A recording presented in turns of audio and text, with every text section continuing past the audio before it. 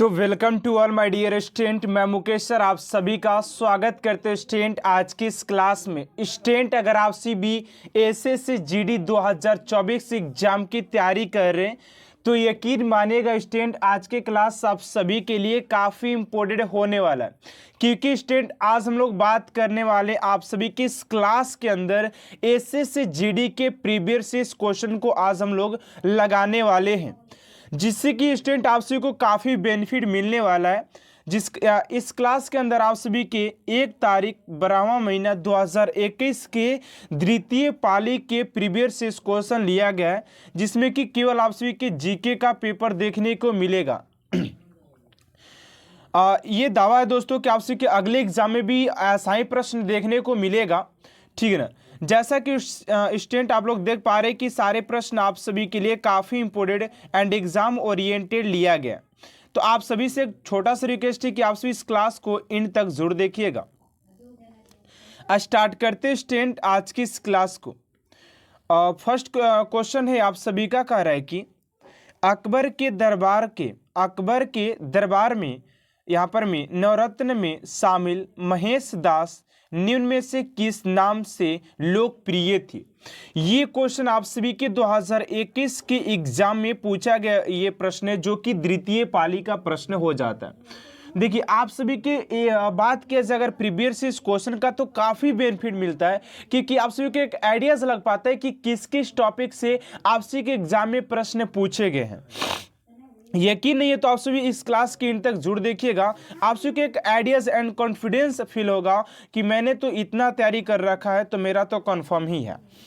Right answer हो जाएगा आप सभी का बीरबल हो जाएगा, बीरबल। ऑप्शन नंबर ए आप सभी का राइट आंसर हो जाएगा, ठीक है ना। अगले प्रश्न की ओर बात करते हैं स्टूडेंट आप सभी का सेकेंड नंबर प्रश्न पूछा जा रहा है कि निम्नलिखित में से किस वस्तुकार को ब्रिटिश काल के दौरान नई दिल्ली के मुख्य भागों में इमारतों की योजना बनाने और उन्हें डिजाइन करने का श्रेय दिया जाता है। ये क्वेश्चन आप लोग देख पा रहे हैं कि कितना लॉन्ग है, लेकिन जब स्टूडेंट तैयारी करते तो ऐसे ऐसे प्रश्न को इग्नोर कर देते हैं। लेकिन आपसे किस वीडियो से वो सीख मिलने वाला है, आखिर हम लोग किस प्रश्न को ओर केंद्रित होना चाहिए ताकि हमारा जो है सफलता सुनिश्चित हो सके, ठीक है ना। तो यहाँ पर ये सारी जानकारी आप सभी को मैं देने वाला हूँ। तो यहाँ पर इस क्वेश्चन का जो राइट आंसर हो जाएगा आप सभी का एडविन लुटियंस हो जाएंगे। ऑप्शन नंबर सी आप सभी का राइट आंसर हो जाएगा, ठीक है, ऑप्शन नंबर सी। अगले प्रश्न को और बात करते हैं स्टूडेंट आप सभी का यहाँ पर 3 नंबर प्रश्न पूछा जा रहा है। स्टूडेंट अभी तक आपसे हमारे चैनल को सब्सक्राइब नहीं की तो प्लीज़ स्टूडेंट आपसे इस चैनल को सब्सक्राइब कर साथ साथ बेल आइकन को भी प्रेस कर दीजिएगा, ताकि ऐसा मोस्ट इंपोर्टेंट क्लास आप तक सबसे जल्द पहुंचते रहे, ठीक है ना। बात करते 3 नंबर प्रश्न है कि निम्नलिखित में से कौन सा द्वीप यूनेस्को विश्व धरोहर स्थल है जिसमें मुख्य रूप से हिंदू देवता भगवान शिव को समर्पित गुफा मंदिरों का संग्रह है। देखिए जो विश्व धरोहर यूनेस्को जो धरोहर हो जाते हैं ना, यूनेस्को विश्व धरोहर, उससे प्रश्न आपसे कि कई बार एग्जाम में पूछे जाते हैं कि किसको विश्व धरोहर में शामिल किया गया है। तो राइट आंसर हो जाएगा आप सभी का क्वेश्चन नंबर 3 का ऑप्शन नंबर बी एलिफेटा द्वीप हो जाएगा। ऑप्शन नंबर बी स्टूडेंट आप सभी का राइट आंसर हो जाएगा। अगले प्रश्न की ओर बात करते हैं स्टूडेंट आप सभी का 4 नंबर प्रश्न पूछा जा रहा है। 4 नंबर प्रश्न आप सभी से कह रहा है कि निम्नलिखित में से कौन सा समुद्री बंदरगाह हिंद महासागर में स्थित नहीं है। यानी कि ऐसा कौन सा बंदरगाह है जो कि हिंद महासागर में स्थित नहीं है। क्वेश्चन नंबर 4 का राइट आंसर हो जाएगा आप सभी का Manila, Philippines. Option number a student आप सभी का राइट आंसर हो जाएगा क्वेश्चन नंबर 4 का। अगले प्रश्न की ओर बात करते स्टूडेंट आप सभी का 5 नंबर प्रश्न पूछा जा रहा है। इसरो का प्रस्तावित शुक्रयान मिशन कौन से ग्रह के अध्ययन के लिए है। तो बात करें जो मिशन जो चालू किया गया शुक्रयान, वो किसके लिए बनाया गया है। तो 5 का हो जाएगा आप सभी का ऑप्शन नंबर सी, यानी कि शुक्र के लिए ही बनाया गया है। ऑप्शन नंबर सी स्टेंट आप सभी का राइट आंसर हो जाएगा। ठीक है ना।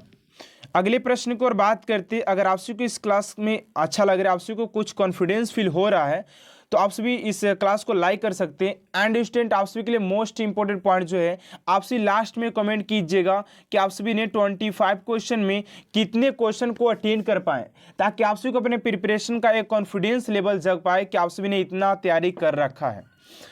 अगला प्रश्न आप सभी का 6 नंबर कि जनवरी 2020 में यूके चिल्ड्रन बुक अवार्ड निम्नलिखित में से किसे प्राप्त हुआ था।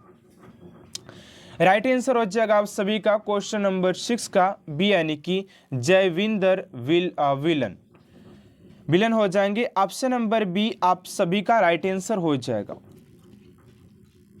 अगले प्रश्न को और बात करते स्टूडेंट, आप सभी का 7 नंबर प्रश्न पूछा जा रहा है। ये प्रश्न कर रहा है कि मुगल बादशाह शाह आलम द्वितीय ने किस वर्ष में बंगाल, बिहार और उड़ीसा के दीवानी ईस्ट इंडिया कंपनी को अनुदान स्वरूप देने का फरमान जारी किया था। तो राइट आंसर हो जाएगा आप सभी का क्वेश्चन नंबर 7 का ऑप्शन नंबर बी, यानी कि 1765 में इसका फरमान दिया गया था।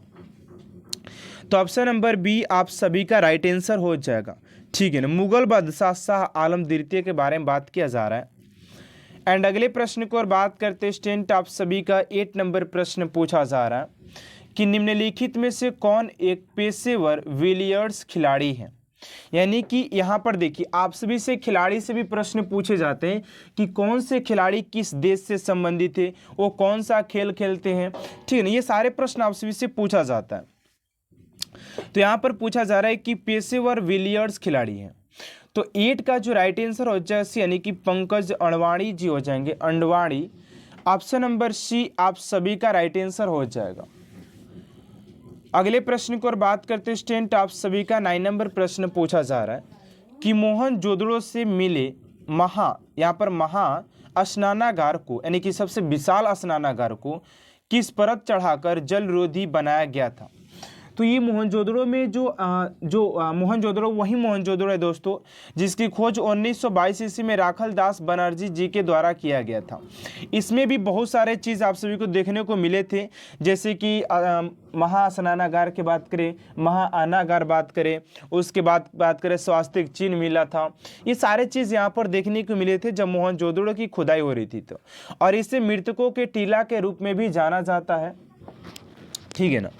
तो राइट आंसर हो जाएगा आप सभी का 9 का ऑप्शन नंबर सी, यानी कि प्राकृतिक चारकोल चढ़ाया गया था।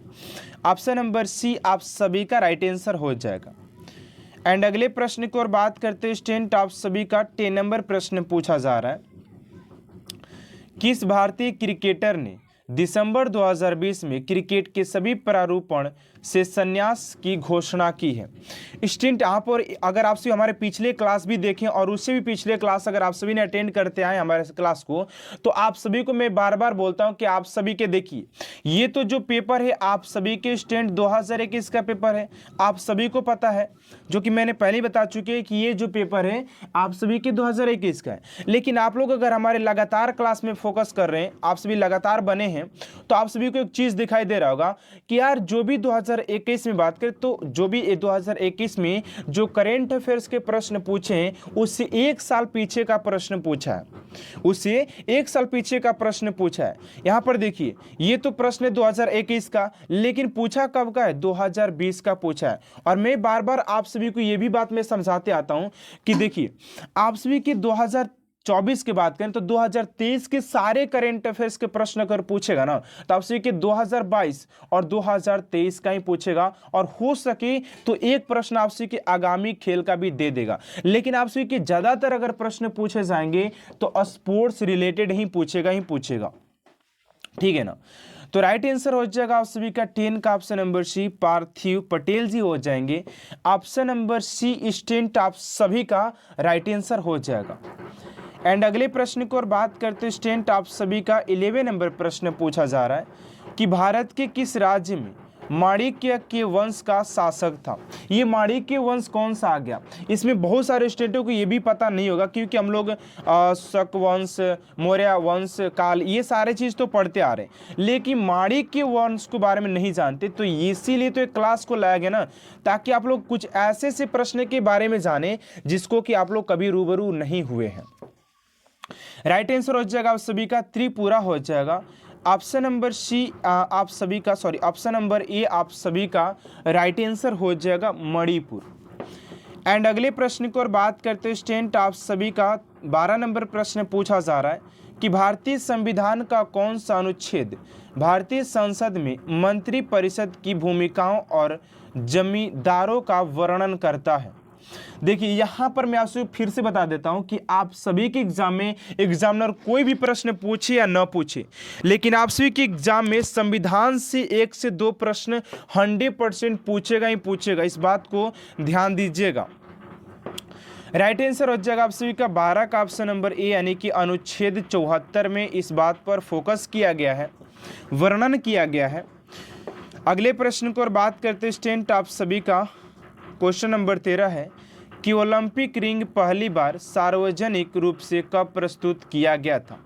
तो ओलंपिक रिंग की बात करें कि पहली बार सार्वजनिक रूप से कब प्रस्तुत किया गया था, तो क्वेश्चन नंबर 13 का जो राइट आंसर हो जाएगा स्टूडेंट आप सभी का 1913। ऑप्शन नंबर सी आप लोग देख पा रहे हैं कि ऑप्शन नंबर 1913 हो जाएगा, आप सभी का राइट आंसर हो जाएगा। एंड अगले प्रश्न की ओर बात करते स्टूडेंट, आप सभी का 14 नंबर प्रश्न पूछा जा रहा है कि भीमा देवी को समर्पित प्राचीन मंदिर कहाँ पर स्थित है। तो भीमा देवी को समर्पित प्राचीन मंदिर के बात करें तो ये हो जाता आप सभी के पिंजौर हरियाणा हो जाएगा। ऑप्शन नंबर डी आप सभी का राइट आंसर हो जाएगा। अगले प्रश्न की ओर बात करते 15 नंबर प्रश्न है कि विभिन्न देशों को वर्गीकृत करने में विश्व बैंक द्वारा उपयोग किए जाने वाला मुख्य मापदंड निम्नलिखित में से कौन सा है। तो मुख्य मापदंड की बात करें स्टूडेंट तो 15 का राइट आंसर हो जाएगा प्रति व्यक्ति आय। ऑप्शन नंबर बी आप सभी का राइट आंसर हो जाएगा प्रति व्यक्ति आय हो जाएगा। अगला प्रश्न आप सभी का 16 नंबर कि कुल भौगोलिक क्षेत्र के प्रतिशत के रूप में वन्य आच्छादन के संदर्भ में द्विवार्षिक भारत वन्य स्थिति रिपोर्ट 2019 के अनुसार निम्नलिखित में से कौन सा राज्य भारत के शीर्ष 5 राज्यों में से नहीं है। तो राइट आंसर हो जाएगा आप सभी का क्वेश्चन नंबर 16 का ऑप्शन नंबर ए, यानी कि मध्य प्रदेश हो जाएगा। एंड अगला प्रश्न स्टूडेंट आप सभी का 17 नंबर की वन अनुसंधान संस्थान कहाँ पर स्थित है। तो ये हो जाएगा आप सभी का लखनऊ नहीं देहरादून, ऑप्शन नंबर ए हो जाएगा। ऑप्शन नंबर ए स्टूडेंट आप सभी का राइट आंसर हो जाएगा देहरादून में स्थित है।